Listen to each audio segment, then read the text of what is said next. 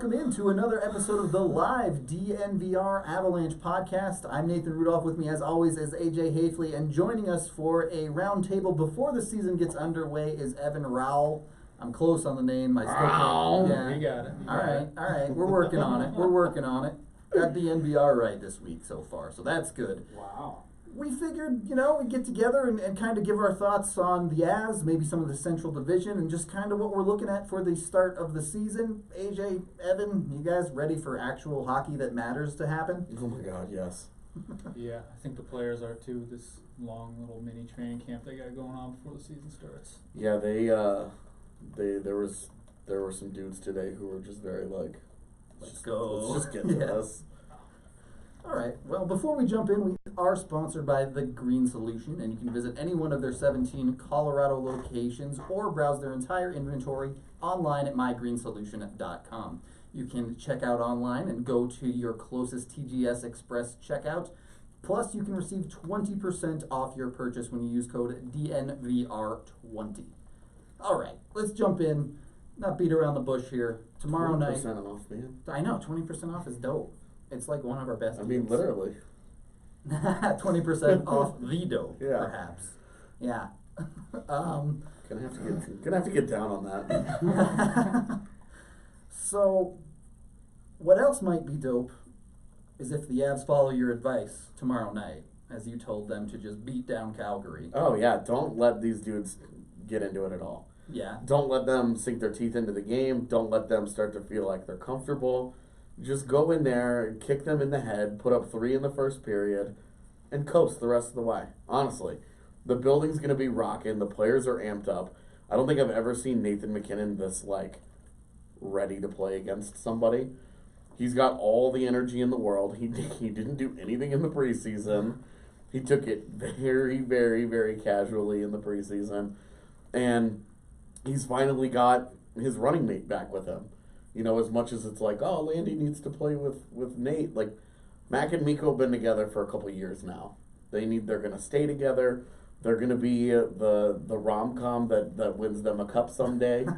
It's going to be the most successful bromance in Avs history. So, Are they a rom-com, or are they cool guys don't look at explosions type? Nate doesn't strike me as a rom-com guy. They would absolutely look at an explosion. Fair. He definitely would. I could see Mikko pretending, and then being like glancing over his shoulder. Yeah, no, Nate's ready. He was out there 30 minutes early today. Right, he's ready to go, dude. And when your best player is chomping at the bit to get at it, it has a cascading effect on everybody around you. And I just think the team is so the guys who have been here know that they're going to be really good. And so that they're like, can we just get out there and start dominating some teams? And who better than poor Calgary, who's got to relive the embarrassment that they went through in the postseason last year. Oh, they're going to come out and they're going to, be mad? Good for you. There's going to be, some revenge factor on the line for them? Adorable. Was Johnny Gaudreau actually gonna score on a breakaway this time? Maybe. But I don't know that it's gonna matter that much, man. I think that they're just gonna be too hyped up, and we've seen this team rides that wave of the Pepsi Center really, really hard at times. When it gets going and the crowd is crazy loud, and they don't have to worry about this being, like a Minnesota or a Chicago crowd where those fan bases take a lot of pride in invading the Pepsi Center. This is a Flames crowd where they're you'll see smattering of red, but especially after what happened in the postseason, you're not going to get the loud and proud out there who are all about it. Well, they don't have the big fan base either. Calgary's just not that big of a city, so not that many people come from there. Sure, they get some out-of-town fans and things like that, but a lot of the Canadian teams outside of the Leafs never really travel that well. Yeah, maybe Montreal. Yeah, Montreal. Maybe. Sometimes. Yeah. I'm sure they travel great in the Northeast. Right. But here, it's very hit or miss with the Habs. But with the Flames, it's fine. Yeah. It's kind of like with the Oilers. You get the ones that are here, and they always come to the games, but they're it's fine. It's not. You're not looking at it wow, there's a lot of those people here. And so I think Pepsi Center is not going to have that problem. It's gonna be a bunch of loud and proud Avs fans that are really, really amped up for this season, and I think it gets off to a hot start. Even if they give up the first goal 2 minutes in, I'm not worried about it. I think they stomp tomorrow.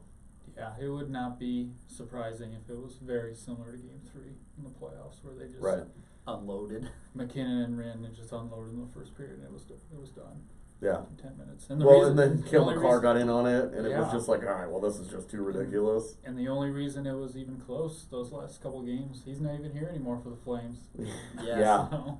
Yeah, Cam Talbot, good luck, dude. Yeah. It's not your lucky day. I do think that crowd will be banging, too, because it's Cale Makar's first regular season game. Connor Timmins presumably will be in the lineup, made the team, also someone who's been hyped a lot. You have Rantanen back in the fold. It'll be his first time playing an actual hockey game because he didn't get into any preseason. Three-headed monsters back together. Kadri's here. Basically, it's the first real test of every new or returning face that has been kind of rumored all summer long. And the crowd is going to get behind all of it. And, I mean, there's just so much hype for this team. There's the losing Barry but getting Kadri. Right. Should be such a big difference for them, just in terms of how they go about being successful. And Sam Girard's going to be out there. You're gonna have that defense where I feel like they're going to take a big step forward as a group this year. I think it's going to start tomorrow, and I'm honestly I don't know that I've ever been this optimistic going into a season where I just feel like this is a team with such a chance to be special. You're not alone. I mean, if you go on Twitter, everyone's picking them to win the division. A lot of people are picking them to win the cup. Yeah, the bold predictions today. It's not. Yeah. Some guy picked him to win the President's Trophy, which is a little bit. Yeah, see, I'm shiny rainbows. I'm not that optimistic. I don't know that they win the Central and all that, but I think they are perfectly built to be an absolute nightmare in the postseason. Whereas, I don't think Nashville is. I don't think Dallas is. I don't think some of these other teams that you're worried about are built to handle multiple playoff rounds, multiple styles, different matchups, different coaching schemes, and the different things that come in a 7-game playoff series. And I think Colorado's built very, very nicely for matching up against anybody. For the first time, they've got that nasty mixture of physicality and skill and try hard and grit and offensive ability that just cascades through the lineup. Yeah, and you get the feeling that a lot of people in that locker room, I heard Eric Johnson on the radios, they believe they have the best player in the world on their team. Oh, yeah. There's a lot of belief in that locker room because of Nathan McKinnon. And Sakic talked about him today, how competitive he is, and that all he cares about is winning. And we see it at practice every day. He does not accept failure. He wants everything done right because he has high expectations for everyone, including himself. Yeah, well, I mean, we saw this start to manifest itself a couple of years ago when he was shouting at Rennie Bork. And we all were. And and back then, you were kind of like, oh, can you blame the guy? And now, you look at him, he's a world-class player. He's driving a world-class line. And the only thing he has left to do is lead a world-class team. People don't remember number twos, as they say, but second in Hart voting 2 years ago, nearly 100-point player this past season. He's proven it at this point. It's been 2 years of him being one of the best players. One of the big differences for me is the Avs win the depth battle against a lot of teams this year. Right. Where I talk about how I think Nashville is such a regular season monster. Right. Because they can just out-talent teams. Yep. Most nights they walk into games against 26, 27 of the teams in the NHL, and they just have a talent advantage. And, all through their lineup, all the way, first line to the fourth line, all their pairings, goaltending, doesn't matter. You'll take Nashville almost all the time in head-to-head. Colorado has that going for them now, where they're trending in the right direction. There's still a lot to prove for a lot of these guys, but you're feeling like Tyson Jost next to Kadri. That's going to go well. Yeah. If Burakovsky's ever going to do it, this is it. Right. This is the situation. This is how he breaks out. You know, Donskoy and Comfer, multiple 30-point players on your third line. Okay, giggles. Very solid. And now you have it built to be one of the best, most consistent, and one of the most frustrating to play against fourth lines in the NHL. Good luck. Yeah. And then the defense. I mean, you got Gerard and Makar on one pairing, then you have Zadorov and Johnson on another. Like, you have 12 feet of little guy and pure skill and amazing skating. Then you have 35 feet of monster to deal with. It's really well balanced through the lineup. And then, you know, even if they roll out Graves and Timmins as the third pairing, you got your big guy and you have your skill guy. You have IQ from both players as avenues of success for them. And it's just a lineup it's deep and it's talented and the skill sets all fit. You're not looking at the lineup going, man, they really need this or they really need that. They got a little of everything now, and the one thing that they have a whole lot of is skill. Yeah. And when that Barrie trade went down this summer, you know, they talked about Makar as his replacement. Mm-hmm. I don't think they plan on Timmins making the team right away. Right. And Sakic talked about that as much today, so that's an even greater influx of talent that they probably just were not expecting to happen. Right. And it's going to get better. Gonna derail us for a quick second here because of some non-Avalanche news, but shout out to your fiance AJ and the Jets playing Gabe Bork on the third line today. Been there. We've been there. Yeah, you remember Matt Nieto got claimed and immediately got put on Matt Duchene's wing? Yeah. And you were like, well, he's better than all the other guys. That was Mark rough. Barberio got claimed and immediately got put next to Eric Johnson, and it was like, well, he's better than all the other guys. The Matt Nieto claim was painful because next to Duchene, he was about 6 inches from being a 20-goal scorer. He had like 6 posts in 10 games. He had multiple penalty shots too. Yeah, and he didn't First score. game. Yeah. You got one. Yeah, it's wild. You know, you look at when a team has a problem. Yep. And how they go about it, you know, retreads. It's not how Colorado's attacking it this year. You know, their depth is kind of retreads, you know, with a Nichushkin, but also a Kamenev. But then Connor Timmins makes the team. Kevin Connaughton goes to the AHL. Barberio in the press box. Right. You know, they had an opportunity to go that route, and they were like, well, our kids just beat you out. Yeah. And, you know, I think that's a big difference with the Avs in the last couple of years, is that kids have just won jobs. And it's nice to finally see. Yeah. The kids not only playing well enough to win jobs, but a little bit of moving away from that vet reliance. And, you know, some of it is the change in culture, of course, with Patrick Waugh. He was always very aggressive in the offseason about going out and getting those guys with experience and believing to make a push for the playoffs. Bednar has taken a little bit differently. Yes, he's leaned on the Matt Calverts and Matt Nietos of the world, but he showed he wasn't afraid to play Makar in the playoffs. He was not afraid to have Timmins make this team. I still think it could be better. Sure. But I mean, Shane Bowers will be here in 2 months. Right, exactly. But steps in a direction that we've wanted to see for a long time. Yeah, definitely. And really it's just the last step, the last area of development that they, as an organization, haven't like consistently done is dropping a guy in the AHL for a year or two and turning him into a quality NHL player. You know, they've developed a lot in the NHL, and we're going to see that with Timmins. They haven't, you know, Comfort and Rantanen are kind of like their only like AHL sort of success stories, but they're going to have an opportunity to really capitalize on that moving forward with guys, you know Bowers and Cow. You know, maybe AJ Greer gets another opportunity. You know, there's still a lot more depth to this group than there was last year, because you remember last year it was like they got to Sheldon Dries and Gabe Bork in the blink of an eye. Got rough quick. And you're like, ugh, what happened here? You know, they were into the Anton Lindholms and Mark Altz got call-ups and played NHL games, and you're just like, if that happens this year, something has like seriously gone wrong. Like that, the team got the plague at that point. I think Shane Bowers might secretly be Jared Bednar's son.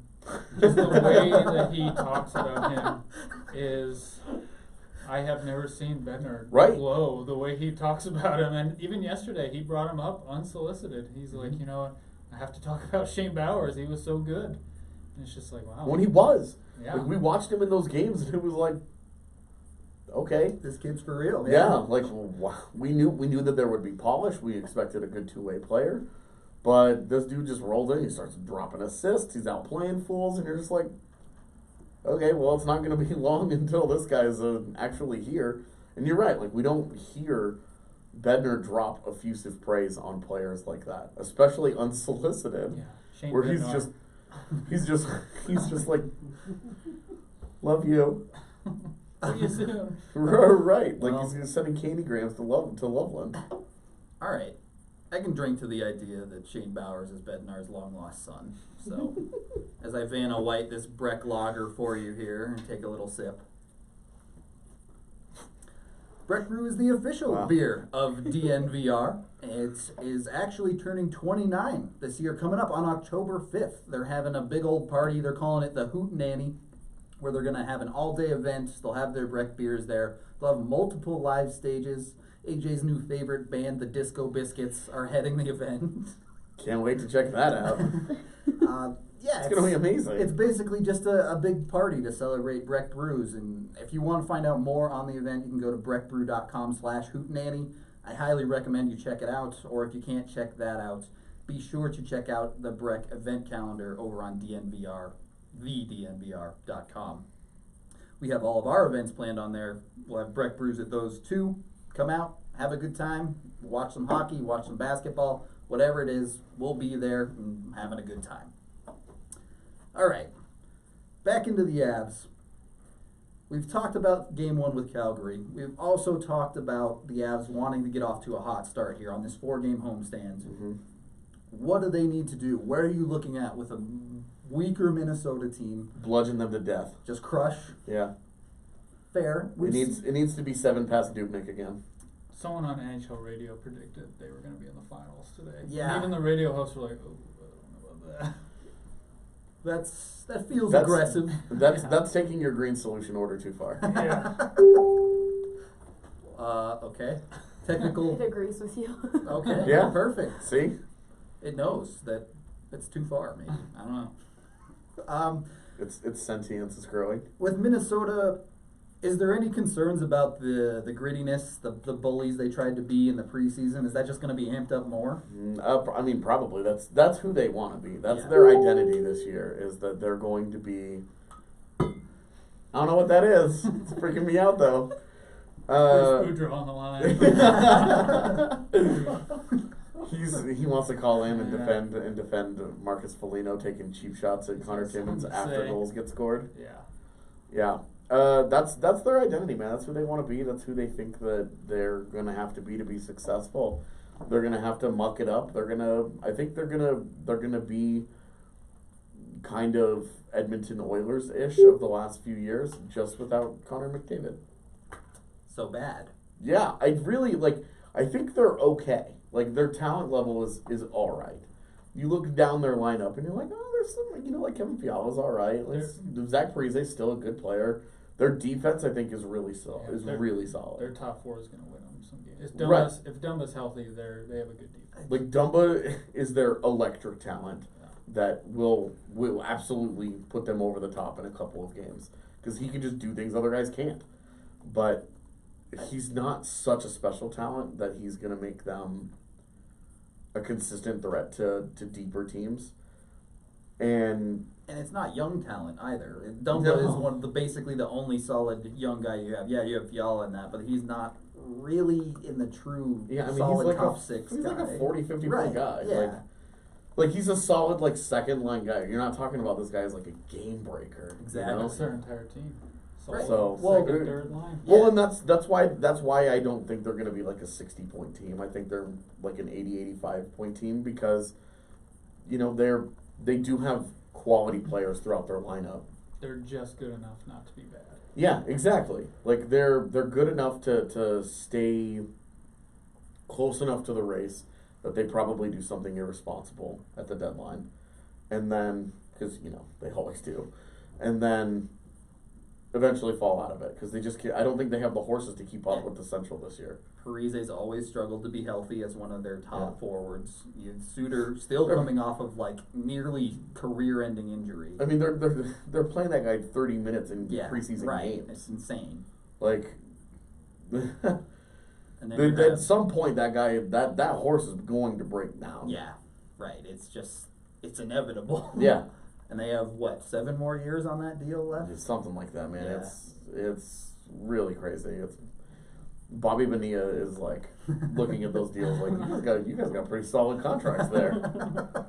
Who's your agent? Yeah, so I think that, Saturday you have to do the same thing. You don't let those guys ever... Don't even let them in the game. Yeah, don't give them the illusion that they belong on the same ice as you. Because Colorado has beat them up in Denver the last couple of years, and then they've gone to Minnesota and held their own. And this is gonna be a deeper team, and I think it's gonna be a team that it gets made very clear to.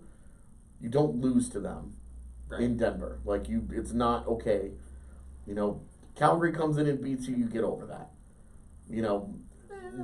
Pick a random team. Sure. They come into Denver and they beat you, and you're like, look, sports happen. Yeah. You don't lose to Minnesota and Denver. You just don't do it. Yeah.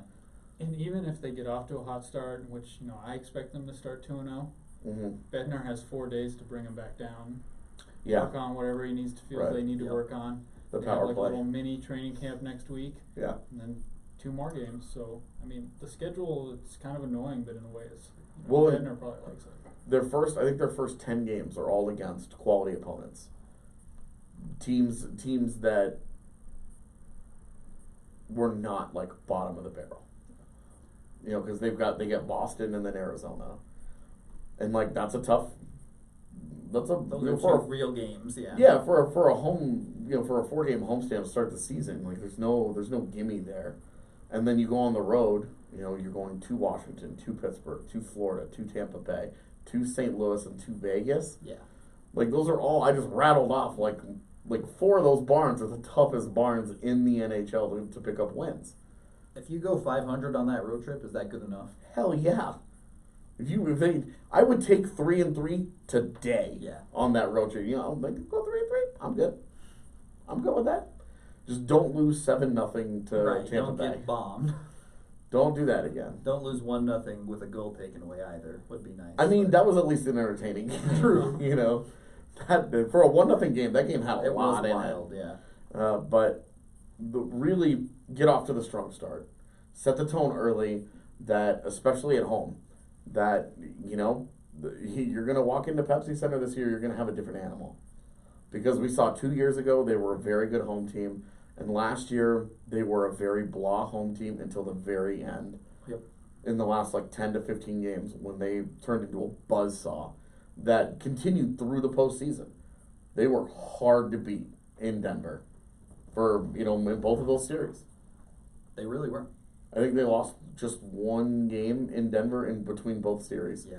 Because I know they took the 2 in Calgary, and then I think they lost game 3 against San Jose. The first 2 against the Sharks. And then they took 4, and then they took 6. Yep. So, that's what they have to do. That's their identity, is the Pepsi Center needs to become a house of horrors for the rest of the NHL. Absolutely. Hashtag Mikko versus Weko against Minnesota. Yeah, that's right. There's only room for one Mikko in the NHL. Yeah, it's time for Weko Koivu to go. He's the fake Finn at this point. We're over it. Yeah, there's a lot of Finns in the league now. Right. It was kind of Koivu was one of the early come-overs for them before their real golden age and stuff. Right. So he was a glimpse of what was to come. Yeah, right. You did also mention the power play.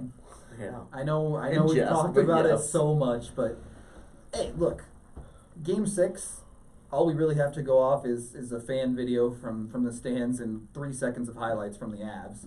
But they scored a power play goal. The top unit. Yeah. Nazem Kadri from the middle. It's got to at least assuage a little bit of the concern.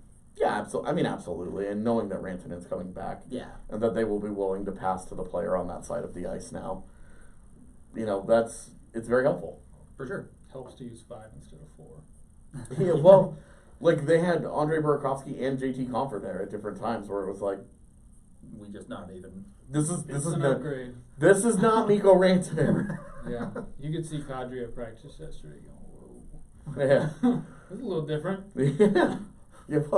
Well, when you really are like built like a moose and you can play like that, I mean, it's a different animal entirely going against that dude. Can we talk about this Big Moose nickname, because I kind of love it? I don't know when it happened. Yeah, I mean, it sounds like it's been around for a while, and now we all know. Yeah, right. Because like I've never in the locker room heard him get called that before. Yeah, I haven't heard it. Yeah, I had not heard it once before. Now you got the coach calling him in the presser, the Big Moose. Right. It's great to have the Big Moose back on the ice. You're like, all right. Okay. Cool. I mean, you turn on an Avs game, it's now Animal Planet. I don't mind the fact that it, in a slightly sideways kind of way, belittles Mark Messier, too. Because he was the Moose, and Mikko's the Big Moose. I mean, he's like 6'5", like 230, dude. Like, yeah, right. He's like gigantic human being. Yeah, like he hasn't stopped growing. It doesn't seem like he's ever gonna stop growing. You wonder, man. Like, is he gonna be Andre the Giant when his career is finished? Yeah, he's gonna show up in camp next year and it's just like 7 feet tall. There you go. Zadorov's looking up at him like, I'm not hitting that guy anymore. No more corners with you. I'll pay for lunch, whatever. Yeah, right. Yeah, it'll be interesting to see. I'm still not sold at all on the systemic setup with the defenseman of the power play. Kale has a lot to prove there. Yeah. Makar's he's going to have to figure it out, because with Barry, the way that he had figured out how to get the shot through and the quality of it, it was a guy who scored 4, he was good for 14 a year. Exactly. Like, set and forget, just put that guy in for 14 goals a year. And that's a lot of goals from a defenseman, from one guy. That's, you're going to have to figure out where to replace that, because that element on the power play is gone. That's not what Cale Makar does. It's not who he is. It's not his identity. He's going to have to develop that part of his game. And he's also going to have to figure out his own way of being successful. It's not to make him Tyson Barrie.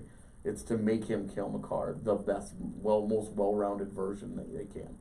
Well, the hope for now is that Makar has so much creativity that he maybe breaks away from the system, and that it kind of opens things up on the power play, maybe a little bit more movement. They might take that away from him, the way that the system is set up, but we might see a little bit of that. We saw a little bit of it in the preseason. He's not afraid to just walk in, and he'd go end to end. He tried to do that a couple times in preseason too. So he's definitely got big shoes to fill. As much as we think Makar is going to be a superstar, Tyson Barrie was very, very good for a long time. Yeah. So it's not just he's coming in to replace anybody. I mean, if Makar gives you 59 points, Tyson Barrie numbers, are the Avs just winning the cup this year?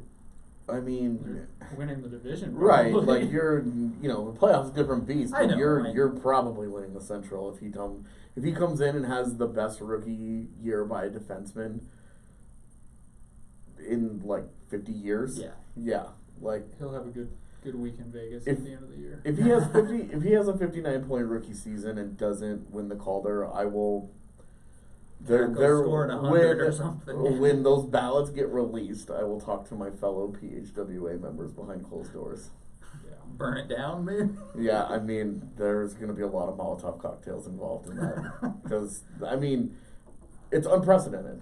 Yes, officer, this podcast right here. Yeah, exactly. If he scores 59 points, then he's a freak of nature, because he's never come close to playing a full season. Yeah. This before. So. I mean, I'm fully expecting the rookie wall at some point. And then he'll hit that second win, like late March, early April, where he's like, oh, I've been exhausted for 6 weeks now. I understand how to do this now. Yeah. And then, okay, great. You're exhausted and you hurt all the time, and now you just have to go out and be an NHL player on top of that. Welcome to getting older. Right.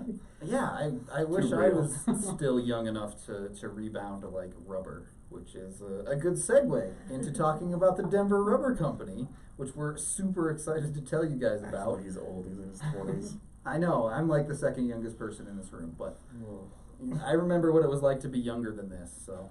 But we don't. Denver Rubber Company may not be what you think it is.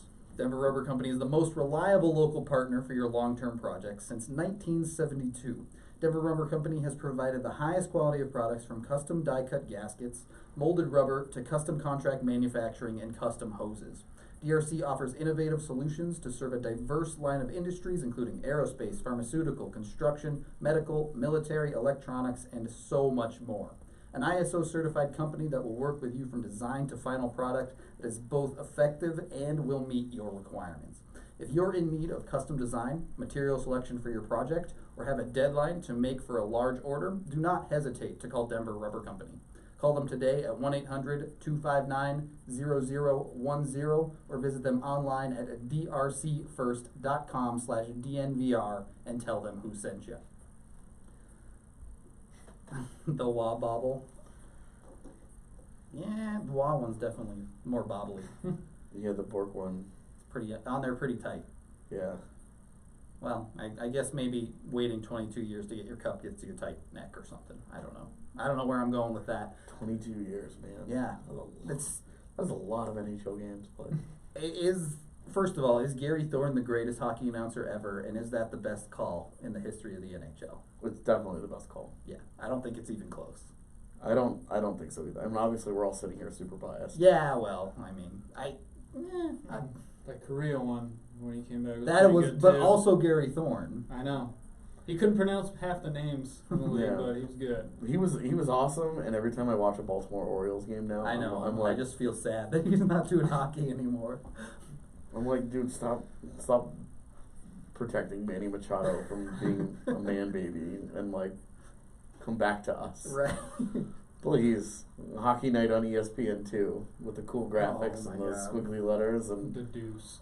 come back.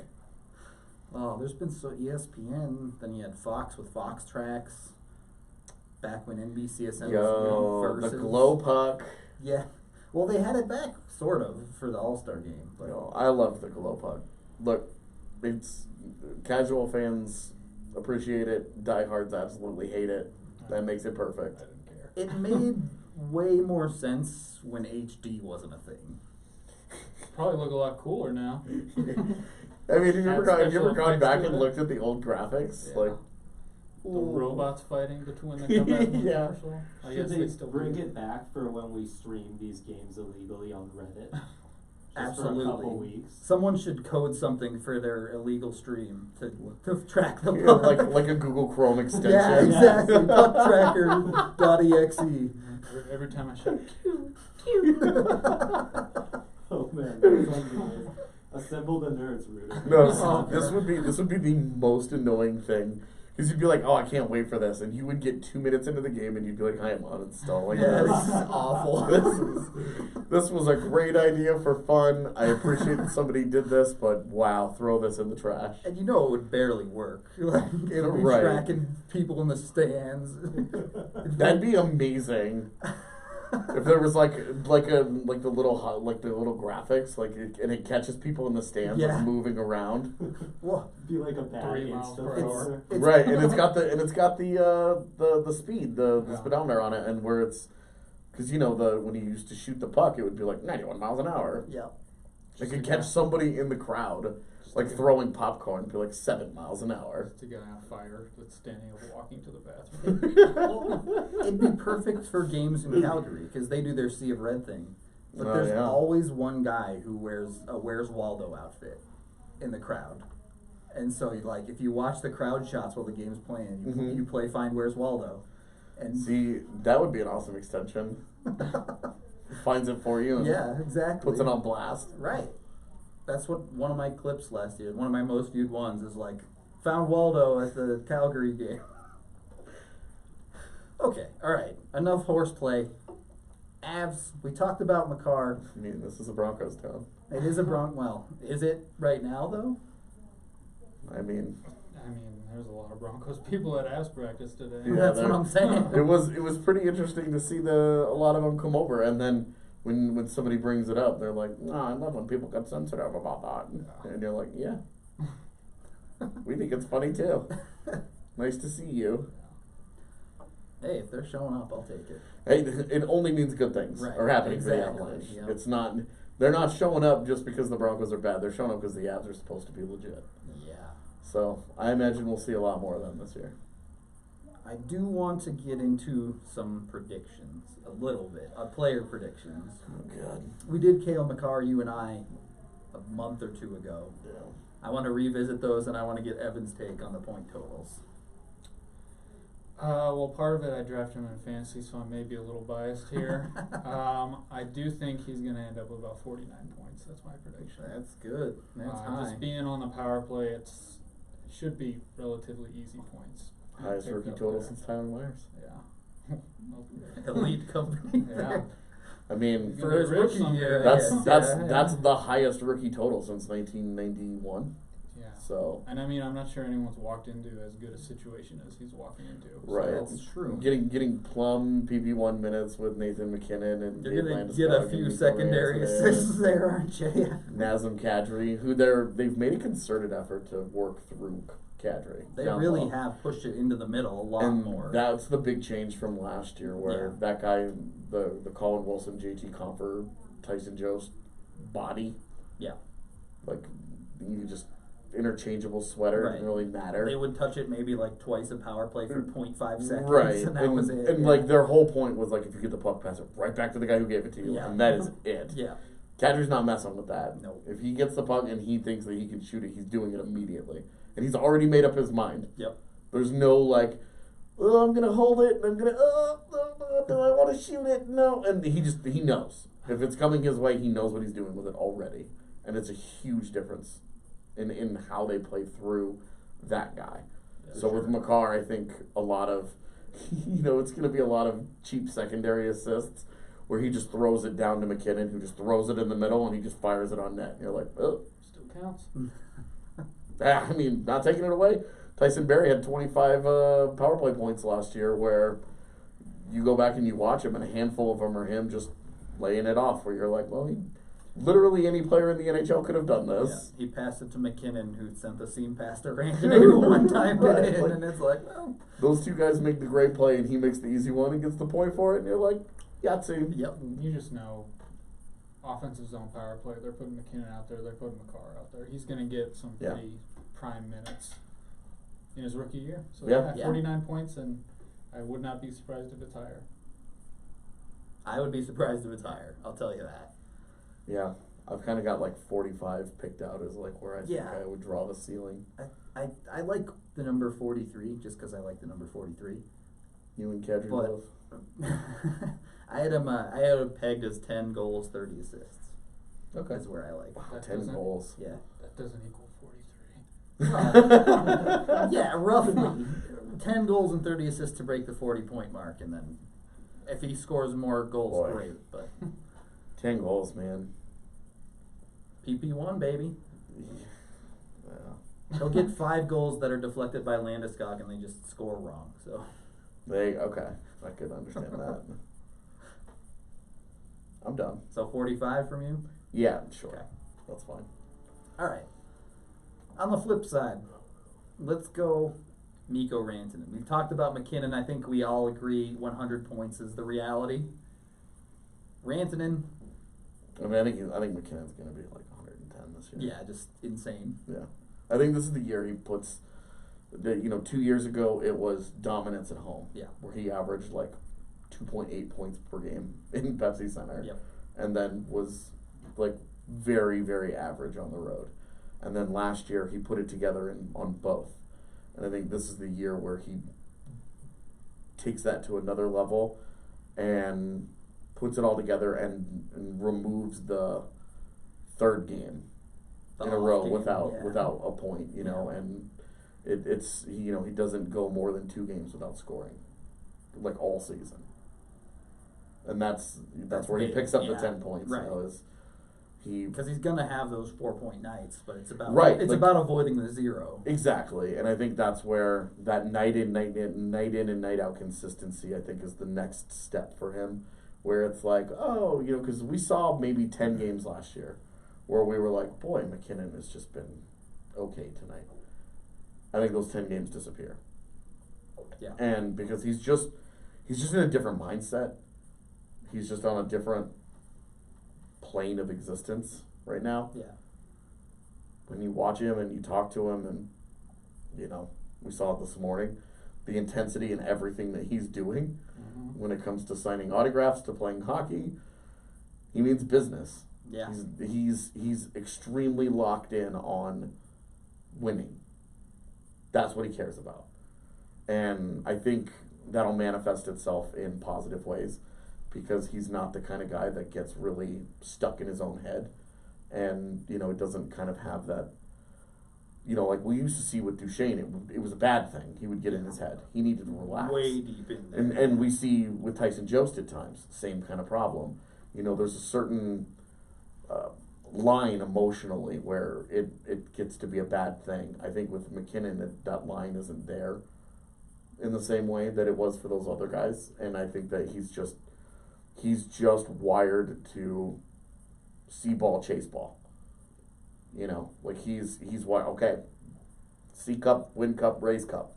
And he's the taunt Sidney Crosby all summer. He's the fastest dog in the yard too. Yeah, so. straight up. Yeah. So, he's gonna turn himself into the alpha of the pack. Like the alpha of the alphas. Now that he has joined the alphas, yeah. Instead of being like, oh, I have the skill to be in there, he's now one of them. And now this is the year where I think he's just gonna brute force his way through and be like, I'm the man, sorry. And like a 50-goal season, I don't think is out of the realm of possibility. And Mikko's just going to leech points off of that. I mean, they're a duo. I mean, they basically work in tandem, and I do not think it would be a surprise if Mikko gets off to a slow start. As good as he looks in practice, there's no substitute for playing a couple preseason games and getting back up to shape. And I mean, he might be on adrenaline right now just from running across the country and getting back with his teammates. So I do think he gets off to a slow start, but I think he's going to end up around the same 85, 86 points like next year or this year. I mean, he was on close to 95-point pace if he stayed healthy. Yeah. Yeah, I think that's where he is this year, 90 to 95. Yeah, I'm actually not that worried about him getting off to a slow start because they play Calgary night one. And he just murdered that team in the playoffs while playing hurt. Yeah. Well, once he understood, yeah. Okay, your best defenseman, absolutely, like Mark Giordano, absolutely cannot handle me. Yep. This is over. Once that light bulb went on in his head, it was like, oh, okay. I guess I'm pretty good. You're right. I guess I'm Godzilla and he's Tokyo. And that's what that series looked like. And he scored 2 points a night for the rest of the series. Right. It just dawned on him okay, well, I'm gonna completely trash these fools. Yeah. And all that defense did was get a year older. True. Yeah. They didn't really get anyone on their defensive core, did they? Stone back, I guess, but I think that's about After it. buying him out. Yeah. And then I think Valimaki is hurt. Yeah. He's always hurt. Yeah. Well, sorry, not sorry, Calgary. Yeah. Flames fans, don't listen to this. All right. What other predictions do you want us to revisit? Let's see. I'd like to get an Avs point total, standings-wise. I know we already talked about this. I still feel about the same, 97 to 103-ish area. Evan? I was thinking 99. Right in the same area. They're a 100-point team, which is, in my opinion, at least good enough for second, third in the Central. You never know with this division. Right. You never really know. Because we thought the division, so good last year. And then it was not. And then it was just okay. Right. And then the second half of the year, it was they're all good again. And everybody went on extended runs where it was oh, man. They're 3 weeks from the end of the season, it was Chicago, St. Louis, and Colorado are all within 3 points. of the last wild card. Right, and Dallas somewhere in there too, Yeah. where it was like, oh, they're going to comfortably be a playoff team, but like, which seed are they going to be? Right. And you know, Just wild, yeah. yeah, it was intense down the stretch, but I do think that high 90s is fair, and if Grubauer and Frankie are legit, 105. It's a lot of points. That's if both guys are like Yeah. locked in and have like good years basically all year. Yeah. There's no 2-month dip that they can afford. I see second in the division happening in home ice for the opening round. I think 99 points is really. I think Nashville is the only team that I would realistically say is.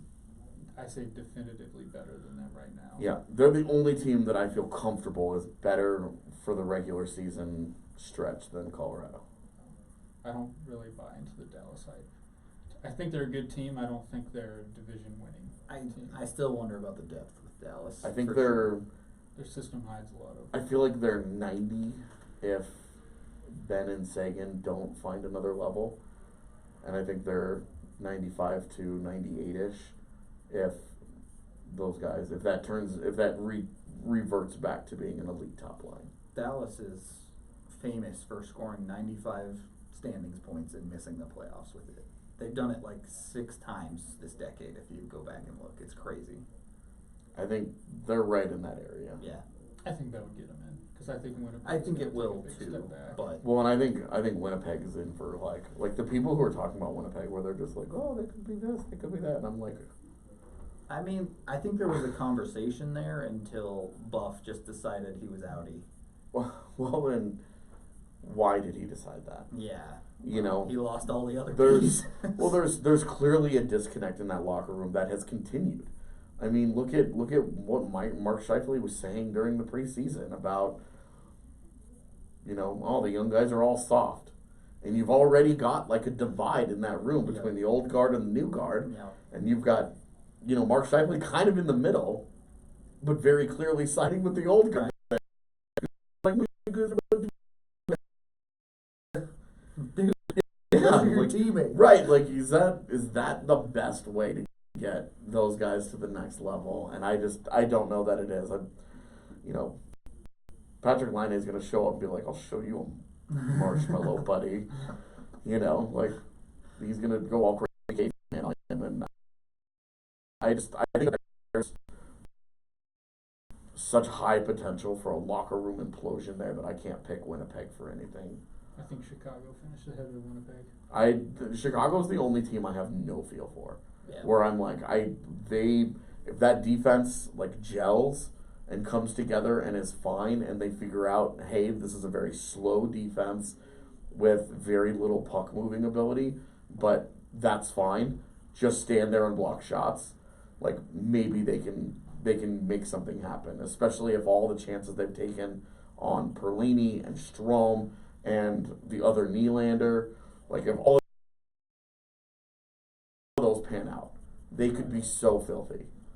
But then you're asking 5 guys to be you're pieces. it's Colorado's acting like Jost and Burakovsky to take steps about forward. 2 guys, yeah. Right, and now you're saying, okay, well, Chicago needs half of their top 6, and they need about half of their forward or their D-core, just half of it, to either play a style that they aren't comfortable playing, or be effective in ways that they have not shown they can be in their careers. Right.